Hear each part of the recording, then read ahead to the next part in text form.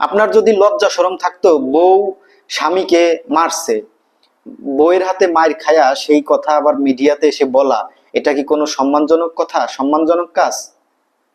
আপনার বউ আপনার গায়ে হাত তুলছে, এটা কি সম্মানের কথা? এটা তো একটা লজ্জা শরমের ব্যাপার, লজ্জার কথা। এগুলো মিডিয়াতে আসে আপনি বলেন কেমনে, মুখ দেখান কেমনে? আবার শর্মিলা চলে গেছে, এখন উপায় না দেখে উপায় নাই, কি করবেন? শর্মিলা চলে যাওয়ার পরে আপনি আপনার পাশের বাসার একটা মেয়েকে ধরে এনে এখন ভিডিও বানানো শুরু করছেন। আপনি বলতেছেন এ নাকি আপনার মেয়ে, মেয়ে পাতাইছেন তার সাথে।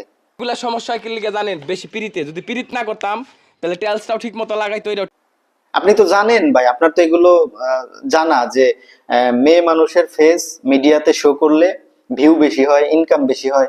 এজন্য আপনি আহ, একটার পর একটা মেয়ে মানুষ দিয়ে ভিডিও করতেছেন।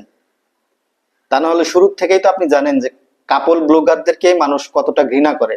আপনি বিয়ে করার সাথে সাথেই বউ মিডিয়াতে আনছেন, আবার সে চলে যাওয়ার পরে আবার এই মেয়েটাকে আনতেছেন। আবার দেখলাম একটা মেয়ে আপনি ফোন করে আনছেন না কিভাবে আনছেন সেটা আপনিই জানেন। সে এসে বলতেছে যে আমি অনেক দূর থেকে আলমের সাথে দেখা করতে আসছি।